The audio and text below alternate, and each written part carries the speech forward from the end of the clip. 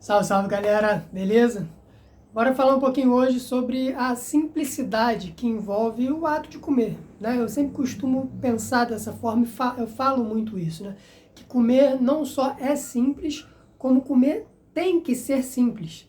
E às vezes eu tenho a impressão de que a nutrição complicou demais um pouco as coisas, né? E aí a gente acaba caindo nesse lugar de, tipo, se você quiser comer bem, você tem que procurar um nutricionista. E aí a gente já tem um problema gravíssimo, porque a gente entra num processo de alienação do nosso próprio corpo. A gente fica dependendo que uma outra pessoa fora da gente diga pra gente como a gente deve comer. Isso é algo que permeia toda a nossa sociedade, né? A medicina vai fazer a mesma coisa. Se eu tenho um problema de saúde, a ideia que vai ser introjetada na minha mente é que eu não posso cuidar da minha saúde. É que se eu tenho um problema de saúde, eu devo procurar um profissional capacitado para isso. Se eu quero movimentar o meu corpo, se eu quero fazer exercício, eu tenho que procurar o profissional capacitado para isso. E aí a gente vai se afastando cada vez mais da própria vida. Cada vez mais os conhecimentos que a gente deveria ter introjetados no nosso próprio ser, né, que os conhecimentos que deveriam emergir do nosso próprio ser e ser transformados na nossa própria vida, a gente fica, né, tendo que catar eles fora da gente e a gente não sabe de nada. Isso faz parte, talvez, de toda uma estratégia, né? Uma estratégia para deixar a gente, de alguma forma, dominado nessa sociedade que a gente vive, que é uma sociedade que a gente sabe, né? Se você tem mais de 30 anos aí, você já percebeu que a gente vive manipulado de muitas formas. Então, vamos pensar um pouquinho sobre isso.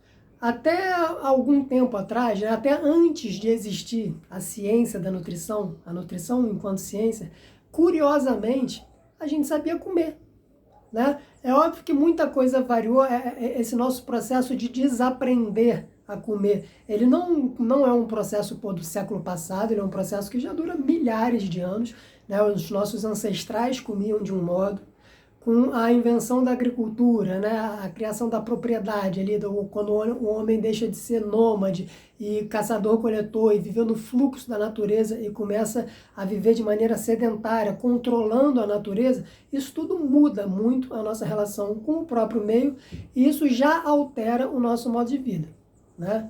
A gente começa a introduzir os grãos na nossa alimentação, que é algo que vai fazer muito mal para a gente, e com isso a gente já começa a viver muito menos.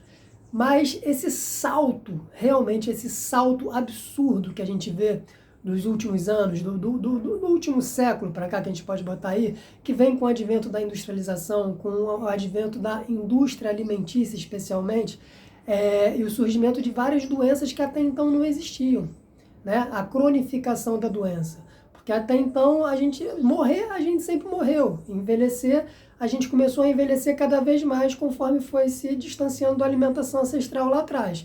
Mas a questão é que de repente o bagulho deu um salto, e um salto muito grande. E a questão é entender que salto foi esse? E me parece que a indústria, e especialmente a indústria alimentícia, está muito ligada a isso. E como eu falei, é curioso a gente perceber que antes de existir nutrição enquanto ciência, a gente comia melhor do que hoje, que existe uma ciência que é responsável por dizer como a gente deve comer. Que doideira! E aí quando a gente vai investigar, a gente descobre que a nutrição ela é meio que filha justamente dessa indústria alimentícia. Assim como a medicina que a gente tem hoje, né? Não a ideia de medicina, a medicina que já vem desde Hipócrates, talvez até desde antes, enfim. Mas essa medicina baseada na química que a gente tem hoje é uma indústria filha da indústria química, da indústria do petróleo que estava se desenvolvendo, da indústria petroquímica que começou a fabricar remédio e começou a ver nesse mercado um potencial lucrativo muito forte e alterou todos os currículos das faculdades de medicina e formou, né, o conhecimento, a noção de conhecimento de corpo, de saúde, de medicina que a gente tem hoje. E a relação entre nutrição e indústria alimentícia é bem parecida, bem parecida. Então, a nutrição surge na esteira da indústria alimentícia e dentro desse processo de cientificização do processo de né, do nosso processo de se alimentar, a gente vai pegar o alimento, que foi aquilo com que a gente sempre se relacionou, nós sempre comemos alimentos. E a gente vai pegar e vai degradar esse alimento, e esses alimentos eles vão deixar de ser alimentos. Agora a gente vai passar a se relacionar com o alimento a partir do processo de abstração, que é o processo da abstração científica. A gente vai transformar esses alimentos, por exemplo, numa quantidade de calorias, né? Ou numa porção, num aglomerado de macronutrientes. A gente não vai mais olhar para um pedaço de carne, mas a gente vai olhar e vai ver aquilo ali como proteína. A gente não vai olhar mais para uma banana e ver como uma banana que deu na bananeira.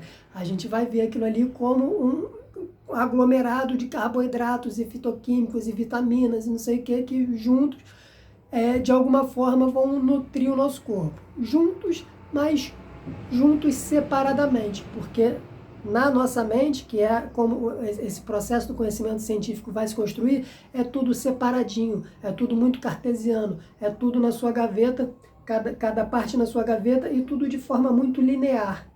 Porque o nosso pensamento dificilmente ele consegue captar todas as conexões que existem implícitas no real. E aí a gente acaba perdendo muita coisa, né? E me parece que isso talvez tenha afastado mais a gente na nossa relação com o alimento do que tenha aproximado. Me parece que muitas vezes isso acaba sendo mais prejudicial do que benéfico. Então, eu sempre, quando eu penso a ciência da nutrição, ou a nutrição como prática, porque eu acredito que a nutrição como prática ela tem que estar além da ciência, além dessa ciência, enquanto um conhecimento restrito a um determinado método muito específico. A nutrição ela precisa estar além disso. A nutrição ela precisa dialogar com outros conhecimentos. Se ela quiser realmente se constituir como um conhecimento, e a ideia de conhecimento está muito além da ideia de ciência, ela precisa dialogar com o todo da vida. E quando a gente tenta dialogar com o todo da vida, eu penso a nutrição sempre no sentido de empoderar a gente, de resgatar o nosso poder de se relacionar com o alimento. E aí eu volto ao que eu falei no início. Comer tem que ser simples. E aí quando a gente pensa nessa simplicidade, a gente volta lá, talvez para o ponto onde a gente tenha se perdido, para o ponto dos nossos ancestrais, porque era isso, era tudo muito simples. Outro dia, só uma história para exemplificar, né? Às vezes, algumas pessoas me mandam mensagem, às vezes me ligam, me perguntando coisas sobre comida, alimentação, o que é melhor fazer, né? Enfim. E aí uma pessoa me ligou e me perguntou, e falou assim, Rodrigo, eu tô cheio de gases, não tô aguentando, não sei o que lá. Eu falei, tá cheio de gases, tá um problema. Mas o que você comeu? O que você tem comido? Como é que é? Me fala aí como é que é teu prato. Um arroz, um feijão, uma lentilha, um brócolis, uma vagem, um pouquinho de berinjela, um pedacinho de carne. E nisso eu, que estava ouvindo, que nem comia aquele prato, aquela mistureba toda absurda, já estava dando gases em mim, só de ouvir aquilo ali. É óbvio que essa mistureba toda vai dar gases. Essa cultura alimentar que a gente desenvolveu de comer por uma mesa que você... Caraca, 10 tipos de comida diferentes, cada tipo de comida com 1000 temperos diferentes. Isso é muito longe da nossa própria natureza, né? Se a gente for ver, analisar como os animais comem os bichos, e nós somos bichos, né? Como os bichos comem na natureza, é de maneira muito mais simples, né? É um alimento de cada vez, geralmente. Não tem essa coisa de ficar misturando muita coisa. Cada um come aquilo que deve comer, aquilo que nutre o seu corpo. Só que a gente vai fazendo essa mistureba toda. A gente vai fazer um almoço, são 4 panelas de comida, de coisas misturadas, e isso tende a dar muito errado, assim, né? E só que às vezes esse muito errado também é um muito errado que a gente já se habituou. E a gente nem consegue perceber, a gente acha que está ótimo, a gente acha que está bem, a gente acha que é normal ter gases. A gente acha que é normal estar sempre meio constipado, sempre cagando meio mole. A gente acha que é normal acabar de almoçar e tá cheio de sono, tem que tomar a jarra de café para poder continuar trabalhando. A gente acha que é normal esse tipo de coisa. A gente acha que é normal comer e ficar com aqueles arrotinhos com refluxo, com o negócio meio querendo voltar. A gente acha que é normal comer e ficar fungando, né? Acordar no dia seguinte meio estranho, ou daqui a uns 3 dias meio esquisito. Enfim, a gente não associa todas as pequenas coisinhas que vão acontecendo com a gente à questão da alimentação. A gente acha que é normal ficar careca, né? Questão genética, meu pai era careca, eu fiquei careca também. Não, talvez tenha alguma coisa aqui para eu olhar que no meu modo de vida até então tenha feito com que meu cabelo caiu, meu cabelo perdeu força, não é normal. Não é normal o cabelo perder força e cair, ficar com a cabeça sem cabelo, né? Enfim, várias coisas que a gente vai normalizando dentro dessa cultura alimentar que a gente desenvolveu. Mas quando a gente começa a botar atenção nisso e tenta começar a simplificar, resgatar esse nosso ser bicho através desse olhar para a nossa ancestralidade, as coisas tendem a melhorar muito. A gente vai ver o que os nossos ancestrais comiam, né? Com certeza, assim, algo que é inegável. Os nossos ancestrais comiam carne, por exemplo, né? E eu tenho falado muito sobre isso aqui. E eles pegavam inicialmente carcaças de bichos mortos e comiam aquela carne podre ali, aqueles ossos, aquelas coisas, e eles se alimentaram daquilo. Inclusive as teorias mais aceitas é de que a gente evoluiu dessa forma, né? As teorias mais aceitas dentro do evolucionismo biológico aí que a gente tem, de que a gente teria descido das árvores e se tornado bípede né, tomado essa forma que a gente tem hoje de Homo sapiens através desse comer da gordura do animal, né? Desses restos de carcaças animais. E a partir daí a gente começa a caçar, né? E começa a não comer só carcaça de animal, começa a comer carne mesmo, fresca, com gordura. E isso tudo vai fortalecendo o nosso corpo. E talvez encontrando em algum momento uma árvore frutífera ou outra, né? Mas sempre, imagina, tenta pensar num mundo primitivo, sempre poucas coisas de cada vez, né? Então eu vou comer carne. Se eu encontrei uma árvore frutífera, eu encontrei uma árvore frutífera. Dificilmente eu vou encontrar uma, sei lá, uma jaqueira do lado de um pé de maracujá, para misturar jaca com maracujá. Provavelmente aquilo ali já vai dar alguma coisa estranha também. Então, a ideia é essa, é tentar fazer com que a gente simplifique a nossa forma de se alimentar, e simplificando a nossa forma de se alimentar, a gente tende a ir ajustando o nosso organismo ao próprio organismo, ajustando o nosso organismo à nossa própria natureza. E aí as coisas tendem a se ajustar no nosso corpo, porque não é exatamente sobre seguir uma dieta tal ou seguir a outra dieta tal. Porque aí você cai no mesmo lugar das dietas, você cai no mesmo lugar da coisa das calorias, né?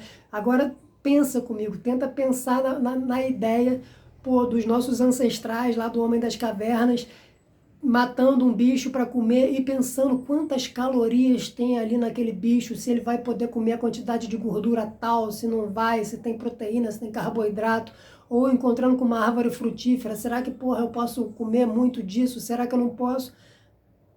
Provavelmente o que acontecia é que eles comiam até não aguentar mais o alimento que eles encontravam pela frente.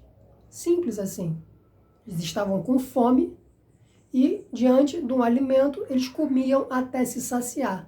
E grande é esse mistério, né? Que é esse mecanismo que regula o nosso corpo, que é o mecanismo fome e saciedade, o mecanismo do qual a gente se distanciou.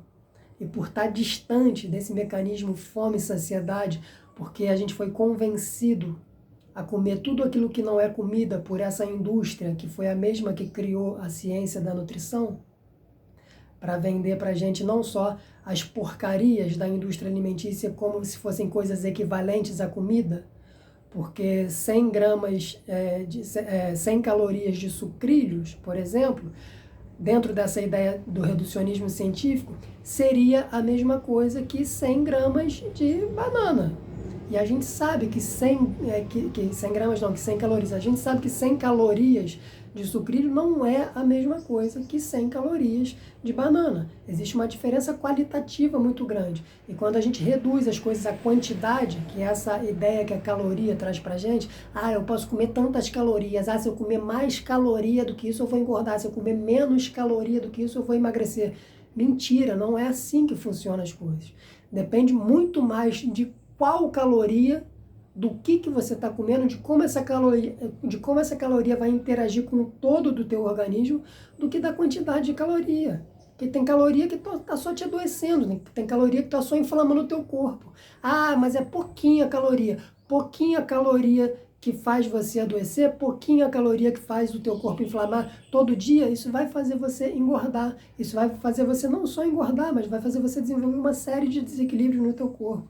Então não é sobre déficit calórico, não é sobre superávit calórico, não é sobre essa matemática simplista, simplória e absurda até. Não é assim que o corpo funciona, não é assim que nós funcionamos. Então, é muito importante a gente se ligar nisso e tentar construir o nosso conhecimento e se apropriar do nosso conhecimento a partir do nosso próprio poder de conhecer, do nosso próprio poder de observação, do nosso próprio poder de investigação, de ir atrás do conhecimento e não ficar simplesmente absorvendo tudo aquilo que vem pronto pra gente. Ah, é científico, ah, tem artigo científico. Desculpa. Né? Como mais uma vez eu falo, se você já viveu pelo menos mais de 30 anos nessa terra, já deu tempo suficiente de você perceber que o conhecimento que é passado para a gente é um conhecimento manipulado de muitas formas, né? Que tá o tempo inteiro alguém tentando enganar a gente para se beneficiar, para dominar, para exercer controle e domínio sobre o mundo, sobre as nossas vidas, para explorar a nossa existência e uma galerinha pequenininha ficar bem na fita. Então é importante a gente avivar a nossa relação com o conhecimento antes de qualquer coisa, para a gente poder restaurar a nossa relação com o alimento. E uma coisa está ligada à outra. Uma coisa está ligada à outra. Porque aquilo que eu como influencia na maneira como eu conheço o mundo. E a maneira como eu conheço o mundo, por outro lado, vai influenciar diretamente naquilo que eu quero comer, no meu desejo de comer. Entende? Porque tem coisas que eu como que me alienam. Tem coisas que me afastam de mim, tem coisas que me afastam da minha natureza, tem coisas que, em última instância, me adoecem. Mas tem coisas não. Tem coisas que me conectam a mim, tem coisas que me conectam à natureza e tem coisas que, em última instância, me libertam. Então, a ideia de hoje é dizer para vocês não esquecerem isso nunca. Comer é simples. Na verdade, não é só comer. A vida é simples. Toda vez que alguém estiver querendo vender para vocês a ideia de algo muito complicado, de que, pô, você depende de mim para fazer isso, já põe um pé atrás. Como assim? Todo mundo na natureza, qualquer ser na natureza come, precisa comer para sobreviver e faz isso de maneira natural, de maneira instintiva. Como é que eu preciso de alguém, eu preciso, me colocar numa relação de dependência com alguém que tem um conhecimento que, cara, é um negócio inacessível, que a pessoa ali estudou, ela leu muitos artigos, leu muitos livros e agora ela sabe me dizer como é que eu vou comer? É uma ideia que, apesar da gente ter se acostumado com ela, da gente repetir muitas vezes isso de maneira inconsciente, no fundo eu acredito que todo mundo saiba o quanto isso é muito absurdo. Então é assim que eu penso a nutrição. A nutrição para mim está baseada antes de tudo no empoderamento do ser, no empoderamento daquele que vem te procurar pedindo ajuda. Né? Eu não estou aqui para te dizer como você comer, eu estou aqui para construir junto com você o teu caminho de independência, o teu caminho de percepção, de observação da realidade, para que você possa descobrir o teu caminho, para que você possa descobrir o alimento que é melhor para você. Né? Isso é vida, isso é resgatar o poder que a gente tem de ser a gente. Já é? Tranquilidade? Então, um recado para a gente pensar e ficar com essa mensagem aí hoje. Beijo no coração de vocês.